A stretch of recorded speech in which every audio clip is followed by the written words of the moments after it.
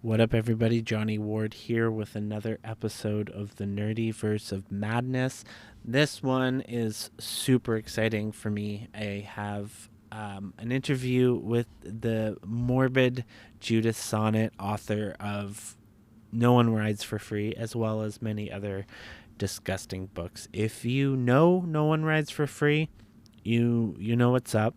If you don't know what No One Rides for Free is, go in blind, but be warned, it's not your average horror book at all. Um, we had some technical difficulties in here, which I hope to edit out pretty smoothly. I think it'll be. I don't even think you'll notice it. And we were originally supposed to meet on Sunday, but it's Tuesday today, and I am just so appreciative of Judith taking the time out of her day to meet me on a weekday and kind of get this out there.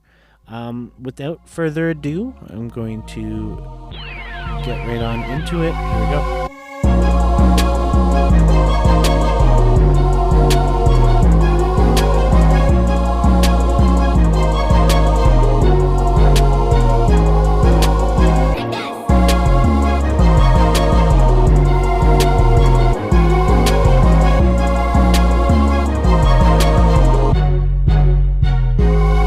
Interest in nerddom is at an all-time high. Where once we hid in our parents' basements, everyone is stepping out into the light and embracing fandoms with a newfound vigor. One man hopes to gather and speak with them all. This is the place where all fans can come and discuss the things they love, the things they hate, and maybe, just maybe, discover something new to devote all their time to. Welcome to the Nerd Podcast to rule them all. Prepare to fall into the Nerdyverse of Madness.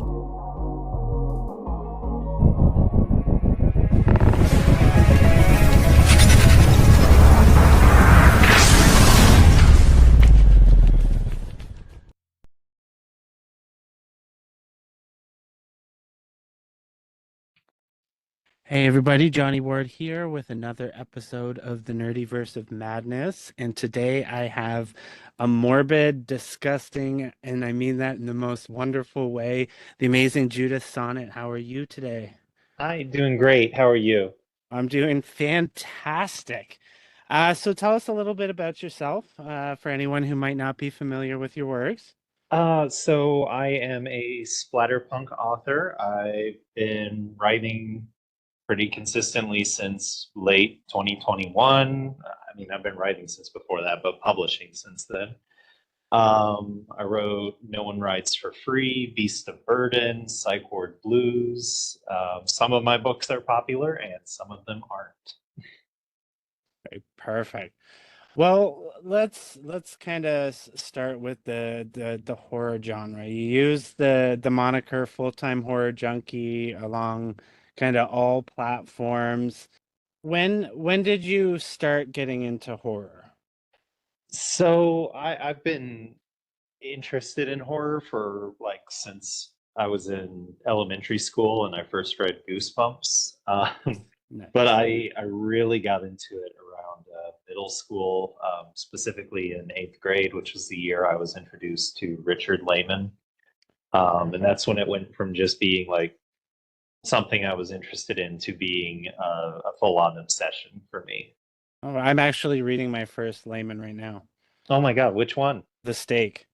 That one's so fucking good. It's really good. I love the pacing of it. I feel like I'm reading like a culty horror movie, and Yeah, his he pacing's great. his books, every one of them feels so cinematic, which is why it's bizarre that only one of them has been made into a movie, and it was a really independent, low budget, like college project movie. It wasn't a big Hollywood one. Which one was that? In the Dark. In the I Dark. think the whole thing you can see it on YouTube, and it's Okay. it's pretty good. Um, they had to change the ending for budgetary reasons, but it follows that like really snappy layman dialogue almost perfectly.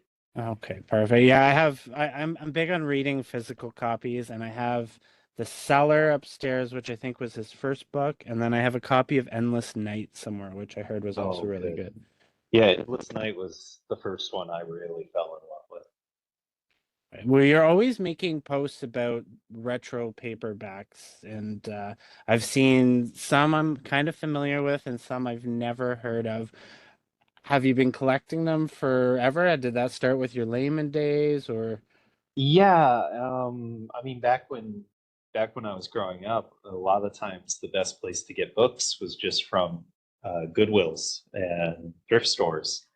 I didn't really use Amazon, and I never had an e-reader or anything like that. So most of my books I bought for a couple cents or a dollar at a thrift store.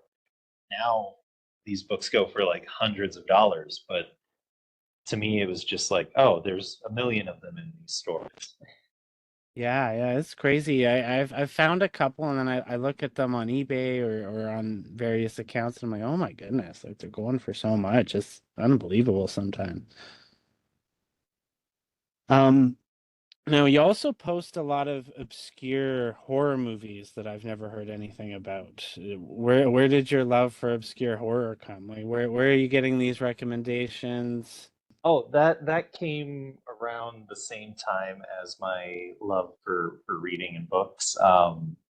Because I'd read like Stephen King books and then want to see the movies afterwards. And so like I think some of the first like horror movies I really watched were things like Misery and The Shining and things like that. Before then, growing up though, I loved a lot of the '50s science fiction movies, the black and white things like The Day the Earth Stood Still was a favorite of mine, and Creature from the Black Lagoon. Okay, yeah. So it kind of evolved from that. And now I just kind of I get my recommendations from all over the place. I've got friends that are into the same movies I am, Perfect. but a lot of times it just takes going to a store and picking up a physical copy of a movie and seeing how it is. I'm always advocating for physical media and for people to go out and search for movies and not rely on the internet to tell them what to see, because Yeah, it's easy to let other people kind of decide what you think of a movie before you see it if you're only learning about it yeah, online. And it's much better absolutely. to Yeah. just pick up the thing and watch it yourself. Actually, two of my favorite horror movies that I've ever found were VHS tapes that I found in a thrift store. It was I think it's Go Ask Alice, which is considered one of the early. Or I think it's Don't Ask Alice. I could be messing that up. And the other one was The Unholy, which was a Oh, I really, love that one. Yeah. yeah, I loved The that. the I hell had, I, sequence at the end of that movie has inspired a lot of my writing. Like, oh, perfect. Yeah, that yeah. was fantastic. And it's so great not hearing anything and then being totally blown away by it. Right. Now, if you were to recommend me three horror movies that I maybe have not heard of, what would be your top three?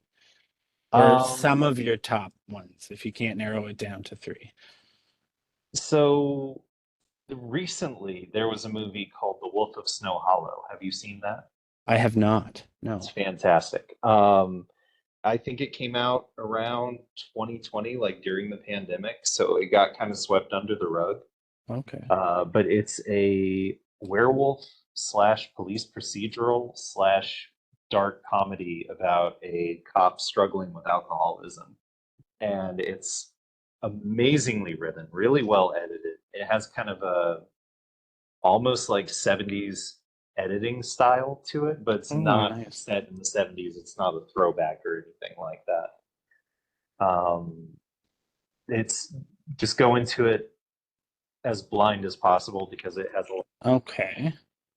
yeah. There was a Italian movie called The Church, produced by Dario Argento, Okay. and it's another one that's had a lot of influence on my writing and kind of the whole dream logic visual thing that goes into it. Lots of demons, lots of Nice. weird kills.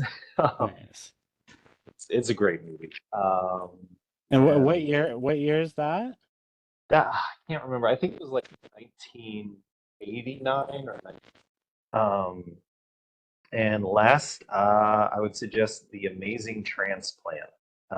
It's a 1960s kind of roughy sleaze film directed by Doris Wishman about a man who gets a penis transplant and ends up with the penis of a serial rapist. Interesting. And it's very over the top and very fun and very gross. Okay. Okay. And I would ask you the same thing, three horror books that maybe I've not heard of. Well, speaking of penises, I really love The Wood Witch, written by Stephen Gregory. It is a British story of a abusive man who is forced to go on leave from work after he hits a coworker, and Okay. he becomes obsessed with a penis-shaped fungus that he finds in the woods. Interesting. Is Um, it has kind of like an A24 slow burn folk horror vibe to it, okay. but it's Okay. got a lot of funguses. Okay. Is that an older one? It is. I can't remember what year it came out Okay. in. Okay. Another one I would suggest is Chet Williamson's Dreamthorpe.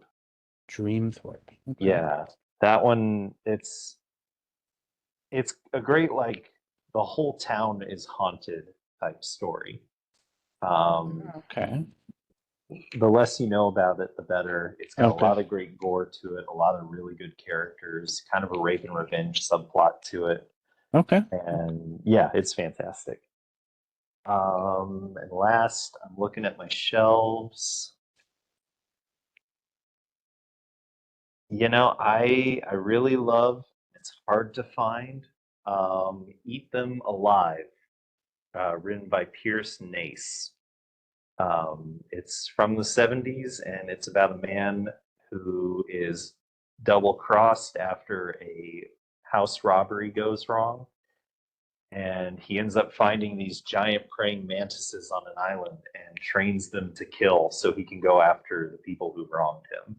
Okay. I think I might try and get that one first. It's great. It's very hard to find, but it's worth Yeah. searching for. I was obsessed with praying mantises when I was younger. I found Oh, one and it was like the most amazing day of my life. you'll get your fill of them in that book. There's an endless supply of praying mantises. Oh, they're such a fascinating insect. All right, well, I'm going to move on to No One Writes for Free. I mean, I have to say, for something so short and so disgusting and just vile and violent, I was amazed by how attached I got to the characters in such a short amount of time. And I thought it Thank was you. just so amazing that you were able to do that. And you wrote, edited, and published it in 10 days. That's correct? Yeah, that was the first time I did what we called the 10-day challenge, And and I what inspired that? Because you've done it with spite. magic. Is It was okay. mostly done out of spite. Someone said you couldn't do it, and I said, "Well, watch me," and I did it. And is But magic the only other one you've done with it? I haven't read that one yet. no, Magic, Bloodsuck. Um, there was the Splatter Crimes books that I did with Brian G. Berry and Otis Bateman. Um, and then the last one I did was called Eels. And after that, I think I'm kind of done with the 10-day challenge. Okay, okay. Yeah. And what inspired the story for No One Writes for Free? Obviously, there was spite to do it in 10 days, but was it kind of an idea you had and you were working with a bit, or did you sit down and just shoot it out? Yeah, so that one was based on a dream that I had, where I got in a car, and I don't drive, so me Okay. being in a car was kind of weird for that dream. Yeah. And I looked in the back seat, and there was a man with a gun.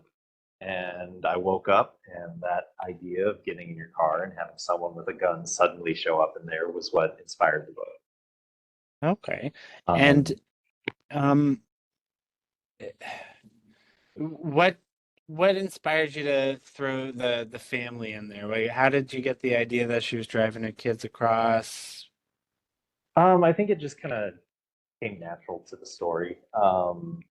You don't want to have too many characters because then you bog your story down. So the idea of a single mother and two very connected kids was kind of automatic for that story. Okay. Yeah. Yeah. Now, I love that people can turn their hobbies and passions into kind of full-time careers, and this was the book that allowed you to write full-time, right? Yeah, which is still bizarre to me, because I wrote this book thinking, oh, this will only stay in like the splatterpunk circle because it's so over the top, and I've got a lot of things in it that you're kind of not supposed to do with mainstream books. And then all of a sudden, people found No One Rides for Free, and it was spreading all over TikTok and Facebook and all the social media apps. Um, I made enough money off of it to quit my job and move to Utah. Oh, that's great. Now, how long were you writing? So you've been writing for a long time, but Yeah, publishing a little bit shorter, yeah. So obviously. I've been writing since I was a kid. The first book I wrote was a ripoff of Arthur Conan Doyle's The Lost World Okay. that I wrote in three composition notebooks when I was around like 9 years old, I think. I wish I still had those composition notebooks. I bet they're terrible. But so throughout high school and my 1 year of college, and then the years afterwards, I'd been writing. But it wasn't until like I think 2019 was when my first book came out. And then around late 2021 was when I discovered self-publishing and went that route. Was able to put a lot more work out. Okay. And what was your first book that you It published? was called We Have Summoned. It's a folk horror book. A few friends had started a very small press, which Okay. I think is shut down now, but they put that book out. Okay. And now, how many books have you published since No One Writes for Free? Oh, I don't even know. I kind of don't keep track. And how many were self-publishing was before No One Writes for Yeah, Free? self-publishing, No One Rides, and until recently, I've kind of only been self-publishing. But now I'm kind of working with smaller presses, and then every now and then I'll put something out myself, like scraps. Yeah, yeah. I gotta grab a copy of that. I know it's cheap on Godless. I gotta get a copy of that. Yeah, Now, was it in, I'm still doing a lot of self-publishing now, but I'm like kind of slowly weaning away and doing more of the indie small press stuff. okay. Yeah, that is really exciting. I think I read a post the other day that the next one you're putting out, you're getting an overwhelmingly uh, amazing uh, submissions for your new book that they're so good you can't narrow them Oh my down. God. So Yeah, so that's it's an anthology of quiet horror, which is yes, that's kind of the correct. opposite of what I've been writing. And so I didn't know, I didn't really expect like many people to jump on that, but every day I open my email and I've got like 8 new short story to reads, and they've all been amazing. So I'm really struggling to pick just six for that anthology. Sounds like a good problem to have, though. Yeah. Yeah. Now, what was the transition like from doing a job, working full time, writing when you can, and then fully being able to kind of have that freedom? Was it an easy transition? Did you like your job, or was it kind of Yeah. a thank So God? I worked at the hospital doing food services, and it was great. I loved that job. It was fantastic. But I wrote just as kind of adamantly as I do now. I get off at 2 and I go home and I'd write until it was time to go to sleep, and then I go to work the next day. Um, Okay. and so a lot of my time at work was spent thinking of like, what am I going to write when I'm off work? So not too much has changed. Okay.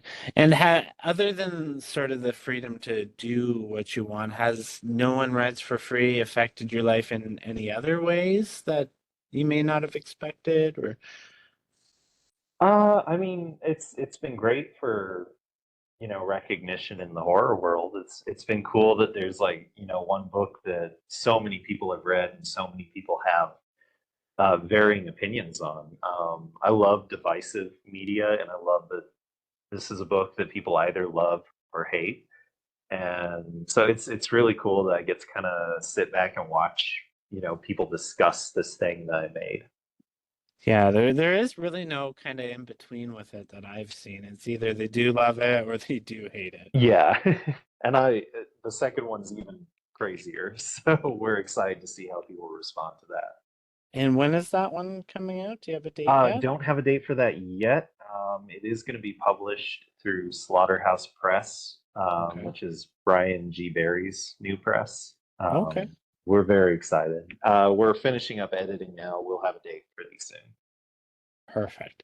And one of the things that I loved about the cover, what actually drove me to pick it up was the cover. And I know you gave a shout out to the artist at the end. And eh, obviously, if you love retro horror, you have a love for art. Do you when you're looking for the covers of your book, are you kind of looking through multiple options, or as you're writing, do you see something, or do you kind of think of how you want it, find something? What's the process there? Yeah, so it used to be like just because it's what I could afford, I did pre-made covers. Okay. So there was a site that offered pre-made covers, and I looked through those and choose what I wanted. And then I met Christy Aldridge and Ruth Anna Evans, who do pre-made covers, and they did a great job. And they were cool about like if I had a very specific idea, I could get them to do some custom stuff. Recently, it's been cool because like doing Low Blasphemy through Madness Heart Press, and No One Writes for Free, Absolute Chaos through Slaughterhouse Press. Someone else is in charge of getting the covers made, and Oh, and okay. I just have to approve it. And what they did for Low Blasphemy was incredible. I don't know if you've seen that cover, but Luke Spooner did it, and it just blew me away when they emailed that to me and were like, "So what do you think of this?" I'm like, "I think it's amazing." I do Uh, have that one sitting in my Amazon cart right now. yeah, that cover is fantastic. I'm really happy with it. Now, Um, but yeah, is everything I've worked with stock images a lot, and now I'm kind of moving away from that and doing more of the handmade, hand drawn stuff, which I'm happy I can afford now. Yeah, absolutely. And do you like that someone else is kind of taking care of that for you? Do you miss kind of the hands-on of self-publishing at all? Or Well, it's nice because like doing the anthologies, and I've still got a few books that I'm planning on self publishing before I'm totally into the small press scene. So I still get to approve of these things. So it's very much my choice, but it's also nice not having to worry about it as much. it So, gives you more time to focus on writing, I imagine. yeah. Now, if you were to pick a favorite book of yours, what would it be? Mine is Beast of Burden. Okay, That is the one I am proudest of. that's the only other one I've read. I got a copy of Tapeworm upstairs. That's Oh, just good. short, but Beast of Burden was fantastic. I really Yeah. connected with that main character, and I'm a huge fan of black metal, so it just seemed a natural pick. I really liked that one. Thank you. And Yeah, there's a lot of I grew up in the Midwest in Missouri, and there was a kind of underground metal scene there that I loosely was like a part of, and I would show up and talk about music with these people. I never played music, so I would have been the person sitting in the garage listening to the musicians, and I kind of gleaned a lot of those types of characters and put them in that book. Oh, that's perfect. I was a member of the punk scene in well, it's not little really, but London, Ontario, up about 2 hours south of Toronto in Canada.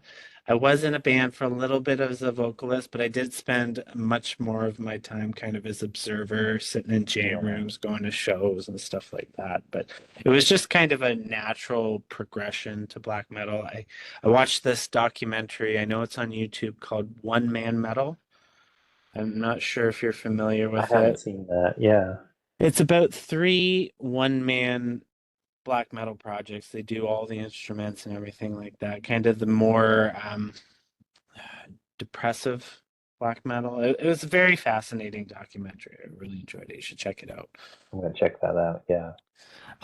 Now I do have a lot of followers that are really big fans of yours, and I did have some of them kind of compile a few questions. I don't have too many, but I'd love to kind of ask you them, shoot them out your way. Yeah, go for it. So I have Ellie, who goes as your spooky mom. Oh, I love her. She's great. Yeah, she wanted to know if you ever saw No One Rides for Free being so beloved by the community. I think we kind of No. touched on that a little bit. Yeah, so again, like I really wrote that thinking it would stay in a small circle, and Yes. I was shocked when it went viral, and I'm like, that book, that's the one that goes viral. All right, but I'm really proud of it. I'm really happy with that book, and I'm happy that so many people felt so strongly about it. They wanted to talk about it. Now I'd like to go back a little bit. Now you said TikTok got a hold of it. Was it gradual or was it kind of rapid? Like, did you just It wake up happened to? all of a sudden. Like the Facebook group thing kind of was gradual of people posting the midpoint trigger warning scene and talking about how crazy it was. But then all of a sudden I opened my phone and I literally had like I'd sold like 300 books in one day. Oh, And wow. that was unbelievable and insane to see. And yeah, so it happened all at once. Did you refresh the page? Like, is that an error? I thought it was a glitch. Yeah. All right. I have George Reads. He says he gets a lot of recommendations from you. Are there any 70s, 80s horror film book references that we can find in your work? Yeah, so my book, Hell, is all about the tropes of Italian horror films, specifically movies by Lucio Fulci and Dario Argento. And on March 20th, I've got a sequel, quote unquote, to it called Hell, City of the Killing Dead, which in true Italian fashion, it doesn't have anything to do with the first book. It's just its own story. Okay. um, but Oh, it's all I'm about. I'm excited for that one. I love zombies. I didn't realize that was a Thank sequel. you. Yeah, yeah. It's a quote unquote sequel. Okay. Yes. Really, the only similarity is like there's. Yeah, it's like Troll 2 doesn't really have anything to do with the first Troll, and that's kind of what I wanted to do with the second Hell book. But it does have zombies. It's got demons. It's Kira, that horror bish, she was asking which up and coming authors you've worked with for your anthologies that might be the next big thing. it's really hard to tell, and I kind of feel like because I'm close friends to so many of the people that are in Scraps, like it would be a bias almost for me to say that. I will say it's really awesome that like Otis Bateman has taken off the way he has. Like there are people getting tattoos of his Maggot Girl character, and that's insane and incredible. Really? Really? Um, yeah, it's wild. He sent me a picture of like two different people had Maggot Girl tattoos. I'm like, that's so fucking cool, dude. So yeah, that's. I think he has a lot of potential to be the next big thing. Yeah, everybody who's in Scraps, I love them all so much. It's hard for me to choose. Stephanie E. Jensen is great. She has a fantastic voice. I'm excited to see more from her. Um, let's see, Harrison Phillips. I'm doing more work with him. We've got Night of the Bloody Tapes coming out, which is an anthology of novellas. So I'm looking forward to more eyes going on Harrison Phillips as well. Perfect. Well, that was all the questions I got from the fans. Now, I wanted to talk a little bit about your personal writing process. So you're doing it full time now. You wake up in the morning, do you just start writing away or? Yeah, a lot of times I kind of have to leave the house to really write. There's a library that's a few blocks away, and I go there a lot. go to coffee shops, things like that. For some reason, it's I think I like the pressure of feeling like there are people watching me.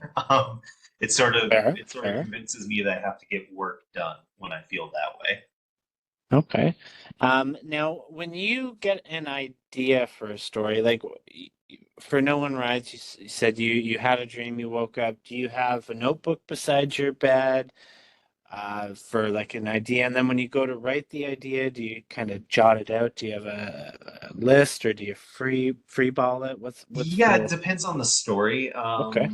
Every book kind of comes from somewhere different, and Okay. so a lot of books just take a different approach to writing. Like No One Writes for Free was based on a dream.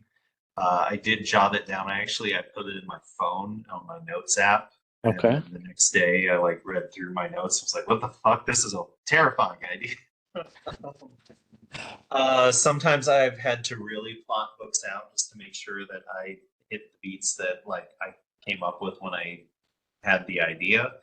Um, a lot of times I'll do it by the seat of my pants and kind of see what happens, and those end up being the books that am really proudest of.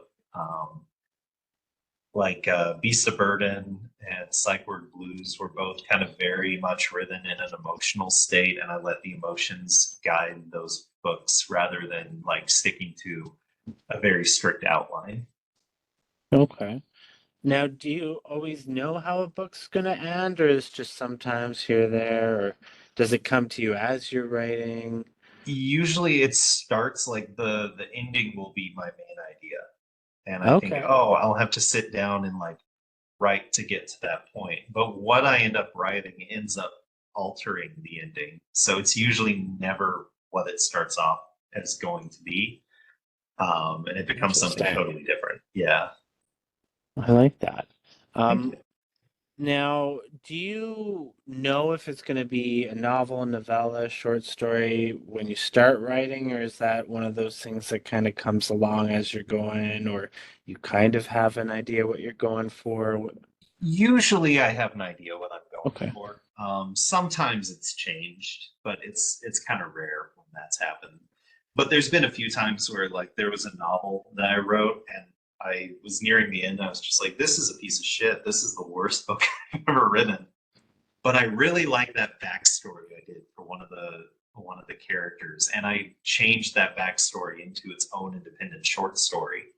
And so I had like Okay. 200-page novel that got shortened into a 20-page short story, and I'm much happier with those 20 pages than I was with the 200 plus pages. Now, is that just kind of the cost of writing, or do you ever look back and like, ah, damn, I wasted so much time, or No, I'm of the philosophy that there's no such thing as like wasted writing. I think if you write something that doesn't go anywhere, then that's just practice for the next thing that you write.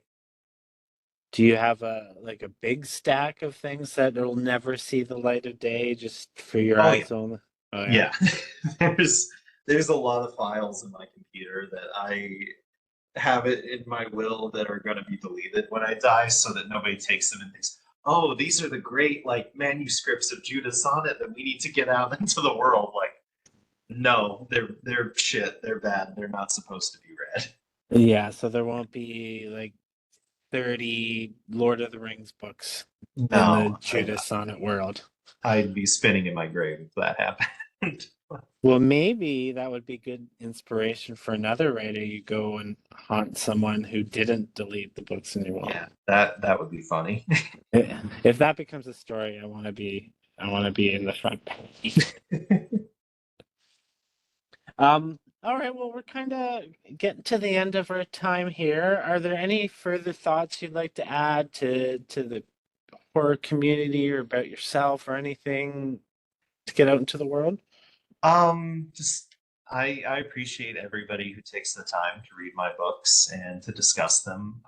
Again, I love divisive media, so it makes me happy to see people talking about my books, whether people love them or hate them. It just makes me happy to know that I've in some way given people a reason to talk, and I appreciate that a lot. Perfect. Now, if anybody wanted to find you, more of you anywhere, find all your books, where can we find you? Where are they listed? Everything. Tell me. I am on Facebook. If anybody wants to contact me and just talk about books and shit, I'm there. But my books are all listed on Amazon under Judith Sonnet, and I've got a few of them on godless.com.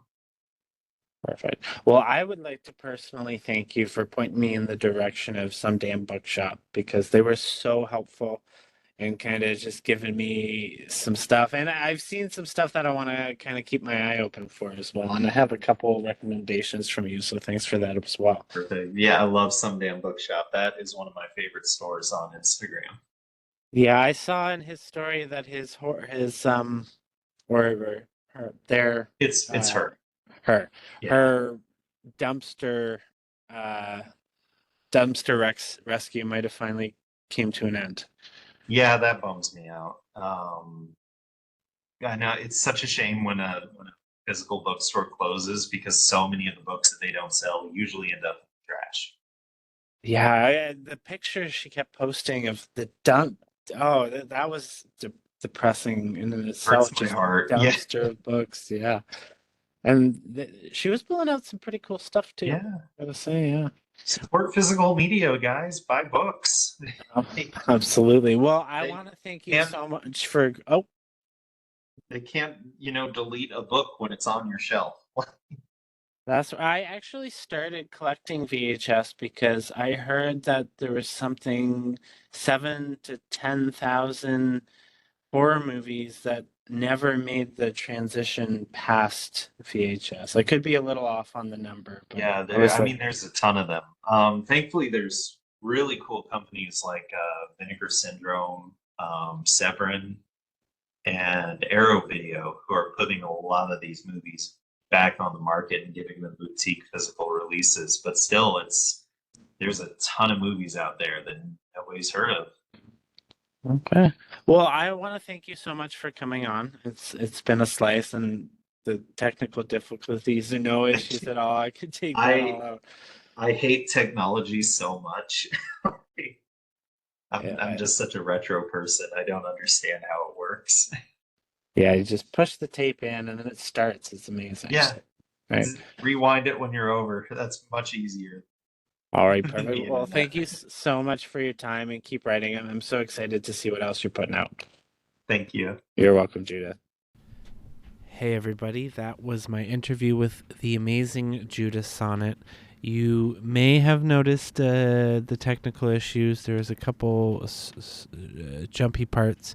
There's actually a couple of parts where I was hearing it. I remember her responses, but it didn't catch on the audio. So we had a bit of a microphone issue on Judith's end, and WebEx, the program I use for interviews, I've been having intermediate issues, not so much with recording, though it did come into play a little bit with my interview with Goshen, I believe it was that one. I don't know. Either way, I still think that we got a lot of great content. I had such a blast interviewing Judith. She was amazing and gave me some amazing horror recs, and I'm definitely going to check those out.